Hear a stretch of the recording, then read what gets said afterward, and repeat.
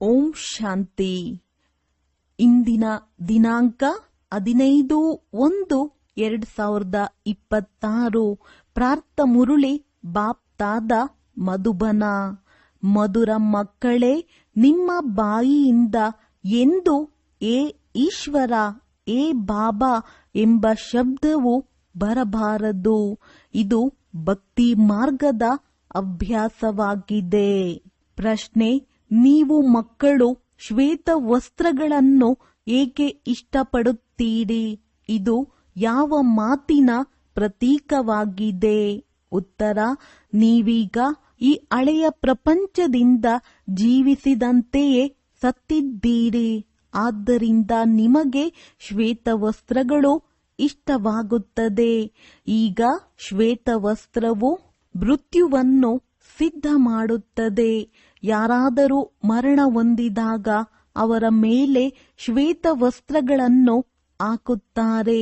ನೀವು ಮಕ್ಕಳು ಸಹ ಈಗ ಮರುಜೀವಿಗಳಾಗಿದ್ದೀರಿ. ಓಂ ಶಾಂತಿ. ಆತ್ಮಿಕ ತಂದೆಯು ಆತ್ಮಿಕ ಮಕ್ಕಳಿಗೆ ತಿಳಿಸುತ್ತಾರೆ. ಈ ಆತ್ಮಿಕ ಶಬ್ದವನ್ನು ಹೇಳದೆ ಕೇವಲ ತಂದೆ ಎಂದು ಹೇಳಿದರೂ ಸರಿಯಾಗಿದೆ. ತಂದೆಯು ಕುಳಿತು ಮಕ್ಕಳಿಗೆ ತಿಳಿಸುತ್ತಾರೆ.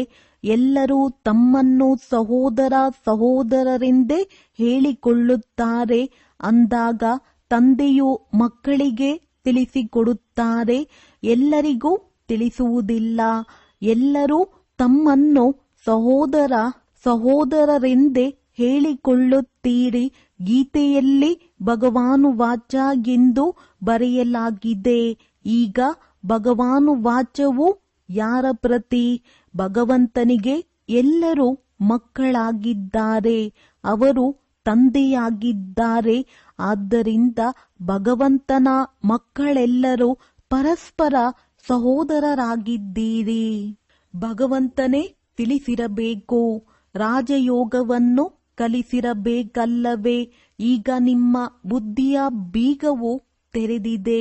ಪ್ರಪಂಚದಲ್ಲಿ ಮತ್ಯಾರಿಗೂ ಇಂತಹ ವಿಚಾರಗಳು ನಡೆಯಲು ಸಾಧ್ಯವಿಲ್ಲ.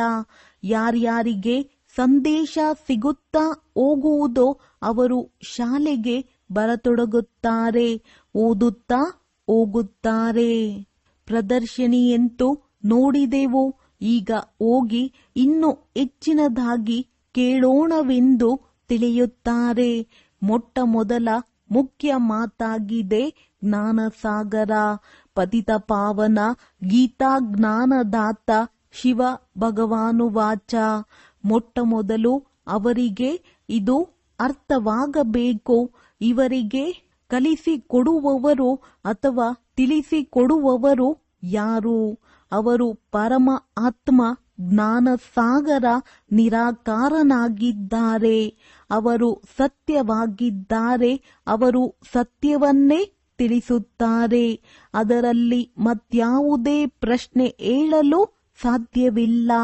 ಮೊಟ್ಟ ಮೊದಲು ಇದರ ಬಗ್ಗೆ ತಿಳಿಸಬೇಕಾಗಿದೆ. ನಮಗೆ ಪರಮಪಿತ ಪರಮಾತ್ಮನು ಬ್ರಹ್ಮರವರ ಮೂಲಕ ರಾಜಯೋಗವನ್ನು ಕಲಿಸುತ್ತಾರೆ. ಇದು ರಾಜ್ಯ ಪದವಿಯಾಗಿದೆ. ಯಾರು ಎಲ್ಲರ ತಂದೆಯಾಗಿದ್ದಾರೆಯೋ ಆ ಪಾರಲೌಕಿಕ ತಂದೆಯೇ ಕುಳಿತು ತಿಳಿಸಿಕೊಡುತ್ತಾರೆ. ಅವರೇ ಎಲ್ಲದಕ್ಕಿಂತ ದೊಡ್ಡ ಅಥಾರಿಟಿಯಾಗಿದ್ದಾರೆ ಎಂಬುದು ಯಾರಿಗೆ ನಿಶ್ಚಯವಾಗಿ ಬಿಡುವುದೋ ಅವರಿಗೆ ಮತ್ಯಾವುದೇ ಪ್ರಶ್ನೆಯೂ ಉತ್ಪನ್ನವಾಗಲು ಸಾಧ್ಯವಿಲ್ಲ. ಆ ಪತಿತ ಪಾವನನು ಇಲ್ಲಿ ಬರುತ್ತಾರೆಂದರೆ ಅವಶ್ಯವಾಗಿ ತನ್ನ ಸಮಯದಲ್ಲಿಯೇ ಬರುವರು. ನೀವು ನೋಡುತ್ತಿದ್ದೀರಿ, ಇದು ಅದೇ ಮಹಾಭಾರತ ಯುದ್ಧವಾಗಿದೆ. ವಿನಾಶದ ನಂತರ ಮತ್ತೆ ನಿರ್ವಿಕಾರಿ ಪ್ರಪಂಚ ಬರಲಿದೆ. ಇದು ವಿಕಾರಿ ಪ್ರಪಂಚವಾಗಿದೆ. ಈ ಭಾರತವೇ ನಿರ್ವಿಕಾರಿಯಾಗಿತ್ತು ಎಂಬುದನ್ನು ಮನುಷ್ಯರು ತಿಳಿದುಕೊಂಡಿಲ್ಲ. ಬುದ್ಧಿಯು ಓಡುವುದೇ ಇಲ್ಲ. ಗಾಡ್ರೇಜ್ ಬೀಗವು ಹಾಕಲ್ಪಟ್ಟಿದೆ. ಅದರ ಬೀಗದ ಕೈ ಒಬ್ಬ ತಂದೆಯ ಬಳಿಯೇ ಇದೆ. ಆದ್ದರಿಂದ ಅವರಿಗೆ ಜ್ಞಾನದಾತ, ದಿವ್ಯ ಚಕ್ಷು ವಿಧಾತನೆಂದು ಹೇಳಲಾಗುತ್ತದೆ. ಜ್ಞಾನದ ಮೂರನೆಯ ನೇತ್ರವನ್ನು ಕೊಡುತ್ತಾರೆ. ನಿಮಗೆ ಓದಿಸುವವರು ಯಾರೆಂಬುದು ಯಾವ ಮನುಷ್ಯರಿಗೂ ತಿಳಿದಿಲ್ಲ. ಈ ದಾದಾರವರು ಹೇಳುತ್ತಾರೆಂದು ತಿಳಿಯುವ ಕಾರಣ ಟೀಕೆ ಮಾಡುತ್ತಾರೆ, ಒಂದಲ್ಲ ಒಂದು ಮಾತನಾಡುತ್ತಾರೆ. ಆದ್ದರಿಂದ ಮೊದಲನೆಯದಾಗಿ ಇದೇ ಮಾತನ್ನು ತಿಳಿಸಿ. ಇದರಲ್ಲಿ ಶಿವ ಭಗವಾನು ವಾಚವೆಂದು ಬರೆಯಲ್ಪಟ್ಟಿದೆ. ಭಗವಂತನು ಸತ್ಯವಾಗಿದ್ದಾರೆ. ತಂದೆಯು ತಿಳಿದುಕೊಳ್ಳುತ್ತಾರೆ, ನಾನು ಪತಿತ ಪಾವನ ಶಿವನಾಗಿದ್ದೇನೆ. ನಾನು ಪರಮಧಾಮದಿಂದ ಈ ಸಾಲಿಗ್ರಾಮಗಳಿಗೆ ಓದಿಸಲು ಬಂದಿದ್ದೇನೆ. ತಂದೆಯು ಜ್ಞಾನಪೂರ್ಣನಾಗಿದ್ದಾರೆ. ಸೃಷ್ಟಿಯ ಆದಿ ಮಧ್ಯ ಅಂತ್ಯದ ರಹಸ್ಯವನ್ನು ತಿಳಿಸುತ್ತಾರೆ. ಈ ಶಿಕ್ಷಣವು ಈಗ ನಿಮಗೆ ಬೇಅದ್ದಿನ ತಂದೆಯಿಂದ ಸಿಗುತ್ತಿದೆ. ಅವರೇ ಸೃಷ್ಟಿಯ ರಚಯಿತನಾಗಿದ್ದಾರೆ. ಪತಿತ ಸೃಷ್ಟಿಯನ್ನು ಪಾವನ ಮಾಡುವವರಾಗಿದ್ದಾರೆ. ಏ ಪತಿತ ಪಾವನ, ಬನ್ನಿ ಎಂದು ಕರೆಯುತ್ತಾರೆ. ಅಂದ ಮೇಲೆ ಮೊದಲಿಗೆ ಅವರ ಪರಿಚಯವನ್ನೇ ಕೊಡಬೇಕಾಗಿದೆ. ಪರಮಪಿತ ಪರಮಾತ್ಮನ ಜೊತೆ ತಮ್ಮ ಸಂಬಂಧವೇನು? ಅವರು ಸತ್ಯವಾಗಿದ್ದಾರೆ. ನರನಿಂದ ನಾರಾಯಣನಾಗುವ ಸತ್ಯ ಜ್ಞಾನವನ್ನು ತಿಳಿಸುತ್ತಾರೆ. ಮಕ್ಕಳಿಗೆ ತಿಳಿದಿದೆ, ತಂದೆಯು ಸತ್ಯವಾಗಿದ್ದಾರೆ. ತಂದೆಯೇ ಸತ್ಯಖಂಡವನ್ನಾಗಿ ಮಾಡುತ್ತಾರೆ. ನೀವು ನರನಿಂದ ನಾರಾಯಣನಾಗಲು ಇಲ್ಲಿಗೆ ಬರುತ್ತೀರಿ. ಬ್ಯಾರಿಸ್ಟರ್ ಬಳಿಗೆ ಹೋದಾಗ ನಾವು ಬ್ಯಾರಿಸ್ಟರ್ ಆಗಲು ಬಂದಿದ್ದೇವೆಂದು ತಿಳಿದುಕೊಳ್ಳುತ್ತಾರೆ. ಈಗ ನಿಮಗೆ ನಿಶ್ಚಯವಿದೆ, ನಮಗೆ ಭಗವಂತನೇ ಓದಿಸುತ್ತಾರೆ. ಕೆಲವರು ನಿಶ್ಚಯ ಮಾಡಿಕೊಳ್ಳುತ್ತಾರೆ, ಮತ್ತೆ ಸಂಶಯ ಬುದ್ಧಿಯವರಾಗಿ ಬಿಡುತ್ತಾರೆ. ಆಗ ಅವರಿಗೆ ಎಲ್ಲ ಮನುಷ್ಯರು ಹೇಳುತ್ತಾರೆ, ನೀವು ಭಗವಂತನೇ ನಮಗೆ ಓದಿಸುತ್ತಾರೆಂದು ಹೇಳುತ್ತಿದ್ದೀರಿ, ಮತ್ತೆ ಭಗವಂತನನ್ನು ಬಿಟ್ಟು ಏಕೆ ಬಂದಿದ್ದೀರಿ? ಸಂಶಯ ಬರುವುದರಿಂದಲೇ ಓಡಿ ಹೋಗುತ್ತಾರೆ. ಯಾವುದಾದರೊಂದು ವಿಕರ್ಮ ಮಾಡುತ್ತಾರೆ. ಭಗವಾನು ವಾಚ, ಕಾಮ ಮಹಾಶತ್ರು ಆಗಿದೆ. ಇದರ ಮೇಲೆ ಜಯ ಗಳಿಸುವುದರಿಂದಲೇ ನೀವು ಜಗಜ್ಜೀತರಾಗುವಿರಿ. ಯಾರು ಪಾವನರಾಗುವರೋ ಅವರೇ ಪಾವನ ಪ್ರಪಂಚದಲ್ಲಿ ಹೋಗುತ್ತಾರೆ. ಇಲ್ಲಿ ರಾಜಯೋಗದ ಮಾತಾಗಿದೆ. ನೀವು ಹೋಗಿ ಅಲ್ಲಿ ರಾಜ್ಯಭಾರ ಮಾಡುತ್ತೀರಿ. ಉಳಿದಂತೆ ಯಾರೆಲ್ಲ ಆತ್ಮಗಳಿದ್ದಾರೆಯೋ ಅವರು ತಮ್ಮ ಲೆಕ್ಕಾಚಾರಗಳನ್ನು ಮುಗಿಸಿಕೊಂಡು ಹಿಂತಿರುಗಿ ತಮ್ಮ ಮನೆಗೆ ಹೊರಟು ಹೋಗುತ್ತಾರೆ. ಇದು ಅಂತಿಮ ಸಮಯವಾಗಿದೆ. ಬುದ್ಧಿಯು ಹೇಳುತ್ತದೆ, ಸತ್ಯಯುಗವು ಖಂಡಿತ ಸ್ಥಾಪನೆಯಾಗಬೇಕಾಗಿದೆ. ಸತ್ಯಯುಗಕ್ಕೆ ಪಾವನ ಪ್ರಪಂಚವೆಂದು ಹೇಳಲಾಗುತ್ತದೆ. ಉಳಿದೆಲ್ಲರೂ ಮುಕ್ತಿಧಾಮಕ್ಕೆ ಹೊರಟು ಹೋಗುವರು. ಅವರು ಮತ್ತೆ ತಮ್ಮ ಪಾತ್ರವನ್ನು ಪುನರಾವರ್ತಿಸಬೇಕಾಗಿದೆ. ಪಾವನರಾಗಿ ಪಾವನ ಪ್ರಪಂಚದ ಮಾಲೀಕರಾಗಲು ನೀವೂ ಸಹ ತಮ್ಮ ಪುರುಷಾರ್ಥ ಮಾಡುತ್ತಿರುತ್ತೀರಿ. ಅಲ್ಲಿ ಎಲ್ಲರೂ ತಮ್ಮನ್ನು ಮಾಲೀಕರೆಂದು ತಿಳಿಯುತ್ತಾರಲ್ಲವೇ? ಪ್ರಜೆಗಳು ಮಾಲೀಕರಾಗಿರುತ್ತಾರೆ. ಈಗಿನ ಪ್ರಜೆಗಳು ಸಹ ನಮ್ಮ ಭಾರತವೆಂದು ಹೇಳುತ್ತಾರಲ್ಲವೇ? ದೊಡ್ಡ ದೊಡ್ಡ ಮನುಷ್ಯರು, ಸನ್ಯಾಸಿ ಮೊದಲಾದವರು ಸಹ ನಮ್ಮ ಭಾರತವೆಂದು ಹೇಳುತ್ತಾರೆ. ಈ ಸಮಯ ಭಾರತದಲ್ಲಿ ಎಲ್ಲರೂ ನರಕವಾಸಿಗಳಾಗಿದ್ದಾರೆ. ನಾವೀಗ ಸ್ವರ್ಗವಾಸಿಯಾಗಲು ಈ ರಾಜಯೋಗವನ್ನು ಕಲಿಯುತ್ತಿದ್ದೇವೆಂದು ನೀವು ತಿಳಿಯುತ್ತೀರಿ. ಎಲ್ಲರೂ ಸ್ವರ್ಗವಾಸಿಗಳಾಗುವುದಿಲ್ಲ. ಈ ಜ್ಞಾನವು ಈಗ ಬಂದಿದೆ. ಅವರೆಲ್ಲರೂ ಶಾಸ್ತ್ರ ಇತ್ಯಾದಿ ಏನೆಲ್ಲವನ್ನೋ ತಿಳಿಸುತ್ತಾರೆಯೋ ಅವರು ಶಾಸ್ತ್ರಗಳ ಅಥಾರಿಟಿಯಾಗಿದ್ದಾರೆ. ತಂದೆಯು ತಿಳಿಸುತ್ತಾರೆ, ಈ ಭಕ್ತಿ ಮಾರ್ಗದ ವೇದ ಶಾಸ್ತ್ರ ಇತ್ಯಾದಿಗಳೆಲ್ಲವನ್ನು ಓದುವುದರಿಂದ ಏಣಿಯನ್ನು ಕೆಳಗಿಳಿಯುತ್ತಲೇ ಹೋಗುತ್ತೀರಿ.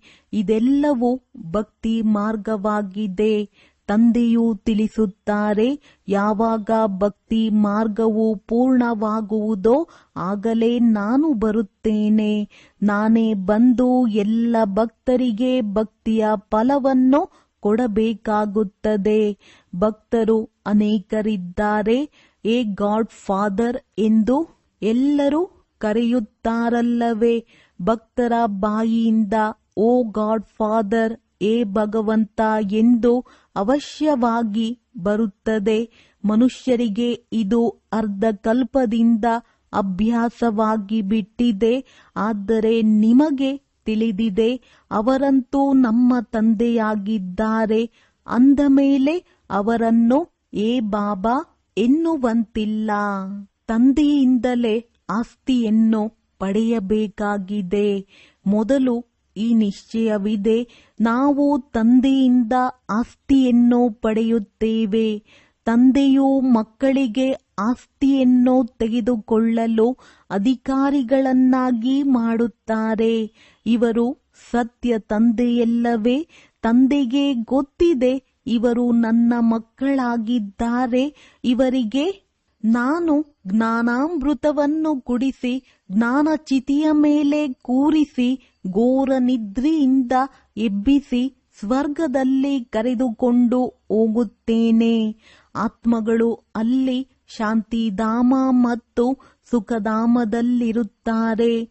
ಸುಖಧಾಮಕ್ಕೆ ನಿರ್ವಿಕಾರಿ ಪ್ರಪಂಚವೆಂದು ಹೇಳಲಾಗುತ್ತದೆ.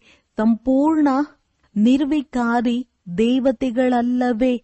ಮತ್ತೆ ಶಾಂತಿಧಾಮವು ಮಧುರ ಮನೆಯಾಗಿದೆ. ಈಗ ನಿಮಗೆ ಅರ್ಥವಾಗಿದೆ, ಅದು ನಮ್ಮ ಮನೆಯಾಗಿದೆ. ನಾವು ಪಾತ್ರಧಾರಿಗಳು. ಇಲ್ಲಿ ಪಾತ್ರವನ್ನು ಅಭಿನಯಿಸಲು ಆ ಶಾಂತಿಧಾಮದಿಂದ ಬರುತ್ತೇವೆ. ನಾವಾತ್ಮರು ಇಲ್ಲಿನ ನಿವಾಸಿಗಳಲ್ಲ. ಆ ಸ್ಥೂಲ ಪಾತ್ರಧಾರಿಗಳು ಇಲ್ಲಿಯ ನಿವಾಸಿಗಳಾಗಿರುತ್ತಾರೆ. ಕೇವಲ ಮನೆಯಿಂದ ಬಂದು ವಸ್ತ್ರವನ್ನು ಬದಲಾಯಿಸಿ ಪಾತ್ರವನ್ನಭಿನಯಿಸುತ್ತಾರೆ. ನೀವಂತೂ ತಿಳಿದುಕೊಂಡಿದ್ದೀರಿ, ನಮ್ಮ ಮನೆಯು ಶಾಂತಿಧಾಮವಾಗಿದೆ. ನಾವು ಮತ್ತೆ ಅಲ್ಲಿಗೆ ಹಿಂತಿರುಗಿ ಹೋಗುತ್ತೇವೆ. ಯಾವಾಗ ಎಲ್ಲ ಪಾತ್ರಧಾರಿಗಳು ಸ್ಟೇಜಿನ ಮೇಲೆ ಬಂದು ಬಿಡುವರೋ ಆಗ ತಂದೆಯು ಮತ್ತೆ ಎಲ್ಲರನ್ನೂ ಕರೆದುಕೊಂಡು ಹೋಗುತ್ತಾರೆ. ಆದ್ದರಿಂದ ಅವರಿಗೆ ಮುಕ್ತಿದಾತ ಮಾರ್ಗದರ್ಶಕನೆಂದು ಹೇಳಲಾಗುತ್ತದೆ. ದುಃಖಹರ್ತ ಸುಖಕರ್ತನಾಗಿದ್ದಾರೆ ಅಂದಾಗ ಇಷ್ಟೆಲ್ಲ ಮನುಷ್ಯಾತ್ಮರು ಎಲ್ಲಿ ಹೋಗುವರು? ವಿಚಾರ ಮಾಡಿ ಪತಿತ ಪಾವನನನ್ನು ಕರೆಯುತ್ತೀರಿ. ಏತಕ್ಕಾಗಿ? ತಮ್ಮ ಮೃತ್ಯುವಿಗಾಗಿ. ದುಃಖದ ಪ್ರಪಂಚದಲ್ಲಿರಲು ಇಷ್ಟವಿಲ್ಲ. ಆದ್ದರಿಂದ ಮನೆಗೆ ನಡೆಯಿರಿ ಎಂದು ತಂದೆಯು ಹೇಳುತ್ತಾರೆ. ಇವರೆಲ್ಲರೂ ಮುಕ್ತಿಯನ್ನೇ ಇಚ್ಛಿಸುವವರಾಗಿದ್ದಾರೆ. ಭಾರತದ ಪ್ರಾಚೀನ ರಾಜಯೋಗವು ಎಷ್ಟು ಪ್ರಸಿದ್ಧವಾಗಿದೆ. ಇದನ್ನು ಕಲಿಸಲು ವಿದೇಶಕ್ಕೂ ಹೋಗುತ್ತಾರೆ. ವಾಸ್ತವದಲ್ಲಿ ಹಠಯೋಗಿಗಳು ರಾಜಯೋಗವನ್ನು ಅರಿತುಕೊಂಡೇ ಇಲ್ಲ. ಅವರ ಯೋಗವೇ ತಪ್ಪಾಗಿದೆ. ಆದ್ದರಿಂದ ನೀವು ಹೋಗಿ ಸತ್ಯ ರಾಜಯೋಗವನ್ನು ಕಲಿಸಬೇಕಾಗಿದೆ. ಮನುಷ್ಯರು ಸನ್ಯಾಸಿಗಳ ಕಾವಿ ಬಟ್ಟೆಯನ್ನು ನೋಡಿ ಅವರಿಗೆ ಎಷ್ಟೊಂದು ಮಾನ್ಯತೆಯನ್ನು ಕೊಡುತ್ತಾರೆ. ಬೌದ್ಧ ಧರ್ಮದಲ್ಲಿಯೂ ಸನ್ಯಾಸಿಗಳು ಕಾವಿ ಧರಿಸಿರುವುದನ್ನು ನೋಡಿ ಅವರಿಗೆ ಗೌರವಿಸುತ್ತಾರೆ. ಸನ್ಯಾಸಿಗಳಂತೂ ನಂತರದಲ್ಲಿ ಆಗುತ್ತಾರೆ. ಬೌದ್ಧ ಧರ್ಮದಲ್ಲಿ ಆರಂಭದಲ್ಲಿ ಯಾರೂ ಸನ್ಯಾಸಿಗಳಿರುವುದಿಲ್ಲ. ಯಾವಾಗ ಪಾಪವು ಹೆಚ್ಚಾಗುವುದೋ ಆಗ ಬೌದ್ಧ ಧರ್ಮದಲ್ಲಿ ಸನ್ಯಾಸ ಧರ್ಮವು ಸ್ಥಾಪನೆಯಾಗುತ್ತದೆ. ಆರಂಭದಲ್ಲಂತೂ ಆ ಆತ್ಮರು ಮೇಲಿನಿಂದ ಬರುತ್ತಾರೆ, ಅವರ ಸಂಖ್ಯೆಯು ಹೆಚ್ಚಾಗುತ್ತದೆ.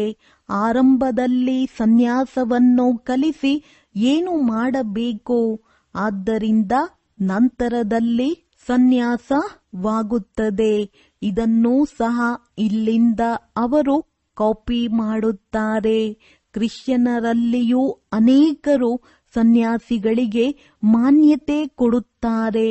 ಕಾವಿ ವಸ್ತ್ರವು ಹಠಯೋಗಿಗಳದ್ದಾಗಿದೆ. ನೀವಂತೂ ಗೃಹಸ್ಥವನ್ನು ಬಿಡಬೇಕಾಗಿಲ್ಲ ಅಥವಾ ಯಾವುದೇ ಶ್ವೇತ ವಸ್ತ್ರಗಳನ್ನು ಧರಿಸಲೇಬೇಕೆಂಬ ಬಂಧನವಿಲ್ಲ. ಆದರೆ ಶ್ವೇತ ವಸ್ತ್ರವು ಒಳ್ಳೆಯದಾಗಿದೆ. ನೀವು ಬಟ್ಟೆಯಲ್ಲಿ ಇದ್ದೀರಿ, ಆದ್ದರಿಂದ ಈ ವಸ್ತ್ರವು ಬದಲಾವಣೆಯಾಗಿದೆ. ಇತ್ತೀಚೆಗೆ ಶ್ವೇತ ವಸ್ತ್ರಗಳನ್ನು ಬಹಳ ಇಷ್ಟಪಡುತ್ತಾರೆ. ಮನುಷ್ಯರು ಮರಣ ಹೊಂದಿದಾಗಲೂ ಶ್ವೇತ ಹೊದಿಕೆಯನ್ನು ಹೊದಿಸುತ್ತಾರೆ. ನೀವು ಸಹ ಈಗ ಮರುಜೀವಿಗಳಾಗಿದ್ದೀರಿ, ಆದ್ದರಿಂದ ಶ್ವೇತ ವಸ್ತ್ರವು ಚೆನ್ನಾಗಿದೆ. ಮೊದಲಿಗೆ ಯಾರೇ ಬಂದರೂ ಸಹ ತಂದೆಯ ಪರಿಚಯ ಕೊಡಬೇಕಾಗಿದೆ. ಇಬ್ಬರೂ ತಂದೆಯರಿದ್ದಾರೆ. ಈ ಮಾತುಗಳನ್ನು ತಿಳಿದುಕೊಳ್ಳುವುದರಲ್ಲಿ ಸಮಯ ತೆಗೆದುಕೊಳ್ಳುತ್ತಾರೆ. ಪ್ರದರ್ಶನಿಯಲ್ಲಿ ನೀವು ಇಷ್ಟೊಂದು ತಿಳಿಸಲು ಸಾಧ್ಯವಿಲ್ಲ. ಸತ್ಯಯುಗದಲ್ಲಿ ಒಬ್ಬರೇ ತಂದೆ ಇರುತ್ತಾರೆ. ಈ ಸಮಯದಲ್ಲಿ ನಿಮಗೆ 3 ತಂದೆಯರಿದ್ದಾರೆ, ಏಕೆಂದರೆ ಪ್ರಜಾಪಿತ ಬ್ರಹ್ಮನ ತನುವಿನಲ್ಲಿ ಭಗವಂತನೂ ಬರುತ್ತಾರೆ. ಅಂದಾಗ ಅವರೂ ಸಹ ಎಲ್ಲರ ಅಲೌಕಿಕ ತಂದೆಯಾಗಿದ್ದಾರೆ. ಲೌಕಿಕ ತಂದೆಯೂ ಇದ್ದಾರೆ. ಒಳ್ಳೆಯದು. ಈಗ 3 ತಂದೆಯರಲ್ಲಿ ಅತಿ ಶ್ರೇಷ್ಠ ಆಸ್ತಿಯು ಯಾರದ್ದಾಗಿದೆ? ನಿರಾಕಾರ ತಂದೆಯು ಆಸ್ತಿಯನ್ನು ಹೇಗೆ ಕೊಡುವುದು? ಇದಕ್ಕೆ ಅವರು ಬ್ರಹ್ಮನ ಮೂಲಕ ಎಂದು ಹೇಳುತ್ತಾರೆ. ಆದ್ದರಿಂದ ಈ ಚಿತ್ರದಲ್ಲಿ ನೀವು ಬಹಳ ಚೆನ್ನಾಗಿ ತಿಳಿಸಬಲ್ಲಿರಿ.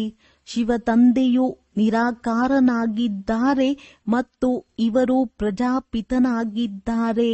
ಬ್ರಹ್ಮನು Adideva, great great grand father ಆಗಿದ್ದಾರೆ. ತಂದೆಯು ತಿಳಿಸುತ್ತಾರೆ, ನಾನು ಶಿವನಿಗೆ ನೀವು ಗ್ರೇಟ್ ಗ್ರೇಟ್ ಗ್ರ್ಯಾಂಡ್ ಫಾದರ್ ಎಂದು ಹೇಳುವುದಿಲ್ಲ. ನಾನು ಎಲ್ಲರ ತಂದೆಯಾಗಿದ್ದೇನೆ. ಇವರು ಪ್ರಜಾಪಿತ ಬ್ರಹ್ಮನಾಗಿದ್ದಾರೆ. ನೀವೆಲ್ಲರೂ ಸಹೋದರ ಸಹೋದರಿಯರಾಗಿದ್ದೀರಿ. ಬಲೆ ಸ್ತ್ರೀ ಪುರುಷರಿದ್ದಾರೆ. ಆದರೆ ಬುದ್ಧಿಯಿಂದ ತಿಳಿದಿದೆ, ನಾವು ಸಹೋದರ ಸಹೋದರಿಯರಾಗಿದ್ದೇವೆ. ತಂದೆಯಿಂದ ಆಸ್ತಿಯನ್ನು ಪಡೆಯುತ್ತೇವೆ. ಸಹೋದರ ಸಹೋದರಿಯರ ನಡುವೆ ವಿಕಾರಿ ದೃಷ್ಟಿ ಇರಲು ಸಾಧ್ಯವಿಲ್ಲ. ಒಂದು ವೇಳೆ ಇಬ್ಬರ ನಡುವೆ ವಿಕಾರಿ ದೃಷ್ಟಿಯು ಸೆಳೆಯುತ್ತದೆ ಎಂದರೆ ಅಂಥವರು ಬಿದ್ದು ಹೋಗುತ್ತಾರೆ. ತಂದೆಯನ್ನೇ ಮರೆತು ಹೋಗುತ್ತಾರೆ. ತಂದೆಯು ತಿಳಿಸುತ್ತಾರೆ, ನೀವು ನನ್ನನ್ನು ಮಕ್ಕಳಾಗಿಯೂ ಮತ್ತೆ ಮುಖ ಕಪ್ಪು ಏಕೆ ಮಾಡಿಕೊಳ್ಳುತ್ತೀರಿ? ಬೇಹದ್ದಿನ ತಂದೆಯು ಮಕ್ಕಳಿಗೆ ತಿಳಿಸಿಕೊಡುತ್ತಾರೆ, ನಿಮಗೆ ಈ ನಶೆ ಏರಿದೆ.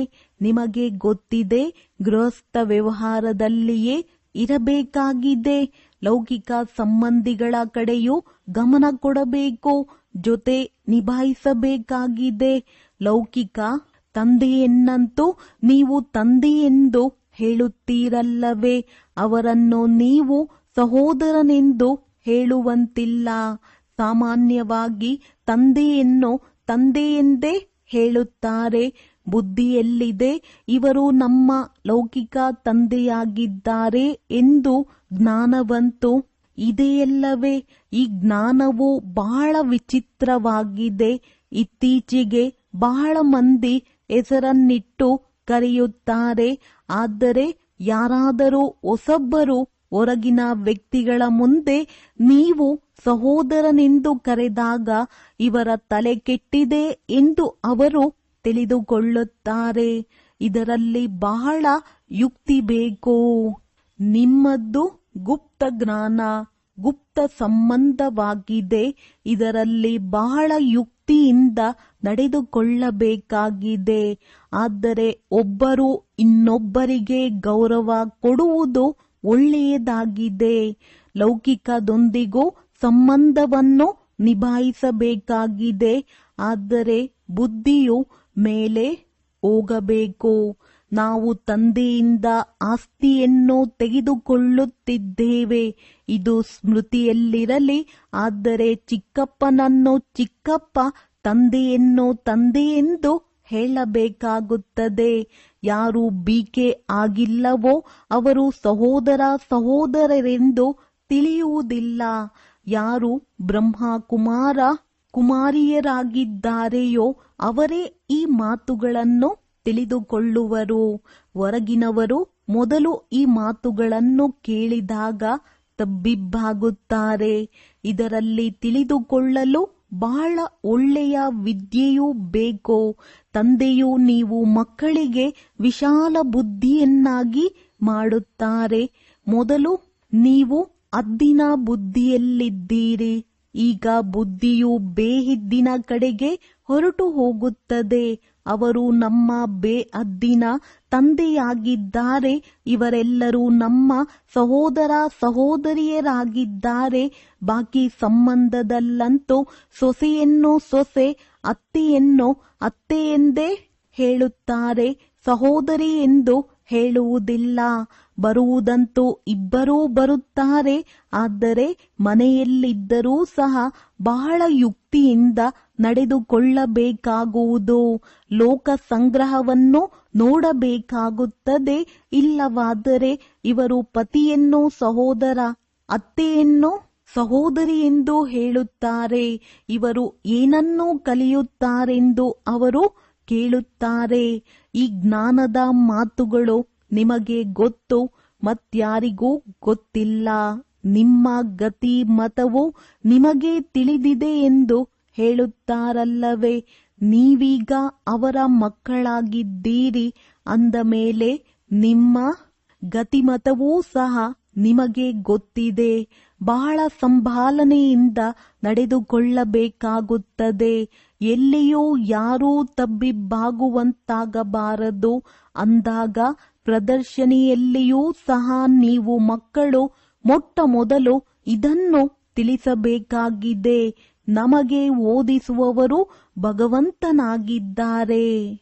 ಈಗ ಹೇಳಿ, ಅವರು ಯಾರು? ನಿರಾಕಾರ ಶಿವನೇ ಅಥವಾ ಕೃಷ್ಣನೇ? ಶಿವ ಜಯಂತಿಯ ನಂತರ ಕೃಷ್ಣ ಜಯಂತಿಯೂ ಬರುತ್ತದೆ. ಏಕೆಂದರೆ ತಂದೆಯು ರಾಜಯೋಗವನ್ನು ಕಲಿಸುತ್ತಾರೆ. ಮಕ್ಕಳ ಬುದ್ಧಿಯಲ್ಲಿ ಬಂದಿತಲ್ಲವೇ, ಎಲ್ಲಿಯವರೆಗೆ ಶಿವ ಪರಮಾತ್ಮನು ಬರುವುದಿಲ್ಲವೋ ಅಲ್ಲಿಯವರೆಗೆ ಶಿವ ಜಯಂತಿಯನ್ನಾಚರಿಸಲು ಸಾಧ್ಯವಿಲ್ಲ.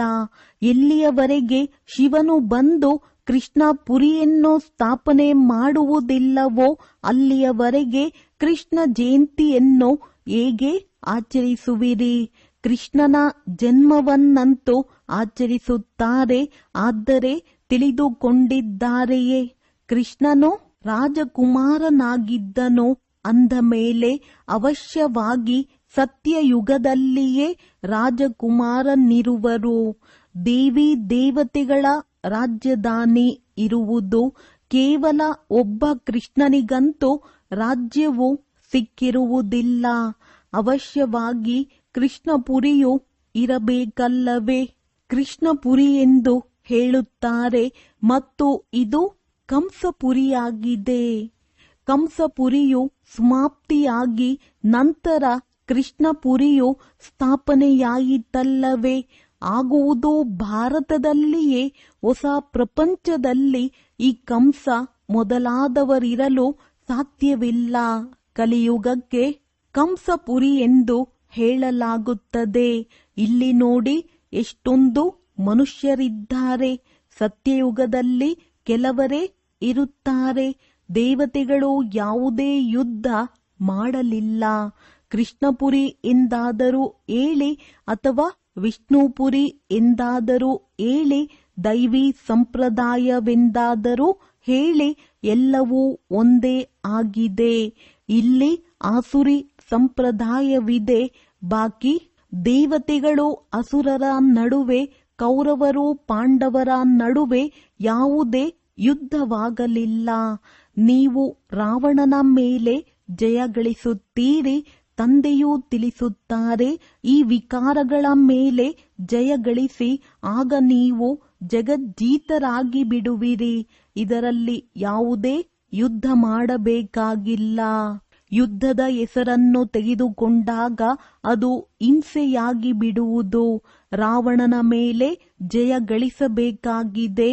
ಆದರೆ ಅಹಿಂಸೆಯಿಂದ, ಕೇವಲ ತಂದೆಯನ್ನು ನೆನಪು ಮಾಡುವುದರಿಂದ ನಮ್ಮ ವಿಕರ್ಮಗಳು ವಿನಾಶವಾಗುತ್ತದೆ. ಯುದ್ಧ ಮೊದಲಾದ ಯಾವುದೇ ಮಾತಿಲ್ಲ.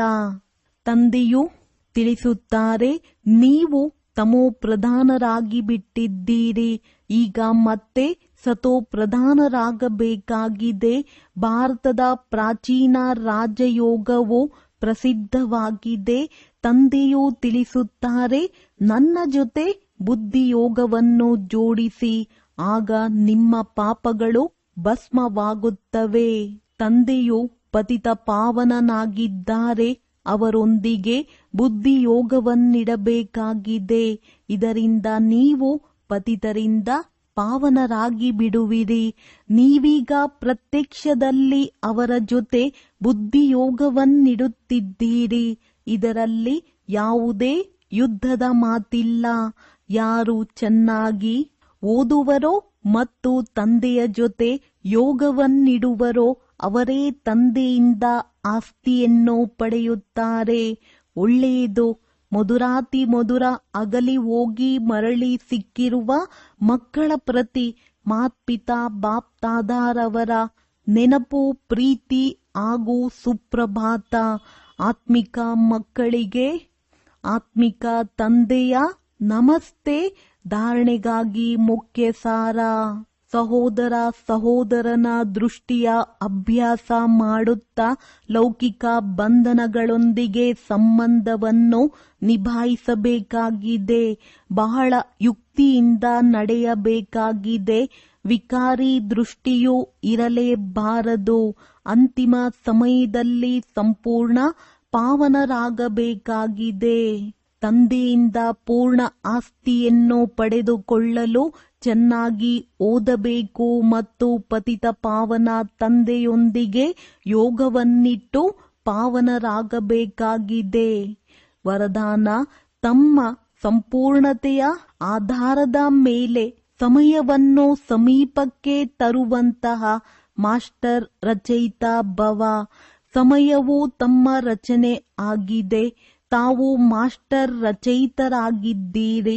ರಚಯಿತನು ರಚನೆಯ ಆಧಾರದ ಮೇಲೆ ಆಧಾರಿತವಾಗಿರುವುದಿಲ್ಲ. ರಚಯಿತನು ರಚನೆಯನ್ನು ಅಧೀನ ಮಾಡುವನು. ಆದ್ದರಿಂದ ಈ ರೀತಿ ಎಂದಿಗೂ ಯೋಚಿಸದಿರಿ. ಸಮಯವೇ ಸ್ವತಃವಾಗಿ ಸಂಪೂರ್ಣರನ್ನಾಗಿ ಮಾಡಿಬಿಡುವುದು. ತಾವು ಸಂಪೂರ್ಣರಾಗಿ ಸಮಯವನ್ನು ಸಮೀಪದಲ್ಲಿ ತರಬೇಕಾಗಿದೆ. ಅದೇ ರೀತಿ ಯಾವುದೇ ವಿಘ್ನವು ಬಂದಿತೆಂದರೆ ಸಮಯದನುಸಾರ ಅವಶ್ಯವಾಗಿ ಹೋಗುವುದು. ಆದರೆ ಸಮಯಕ್ಕೆ ಮೊದಲು ಅದನ್ನು ಪರಿವರ್ತನಾ ಶಕ್ತಿಯ ಮೂಲಕ ಪರಿವರ್ತಿಸಿ ಬಿಡಿ. ಇದರಿಂದ ಆ ಪ್ರಾಪ್ತಿಯು ತಮಗೆ ಆಗುವುದು. ಸಮಯದ ಆಧಾರದ ಮೇಲೆ ಪರಿವರ್ತನೆ ಮಾಡಿದಿರೆಂದರೆ ಅದರ ಪ್ರಾಪ್ತಿ ತಮಗಾಗುವುದಿಲ್ಲ.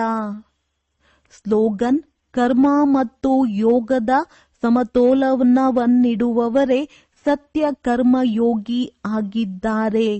ಅವ್ಯಕ್ತ ಸೂಚನೆಗಳು: ಈ ಅವ್ಯಕ್ತ ಮಾಸದಲ್ಲಿ ಬಂಧನ ಮುಕ್ತರಾಗಿ ಜೀವನ್ಮುಕ್ತ ಸ್ಥಿತಿಯ ಅನುಭವ ಮಾಡಿರಿ.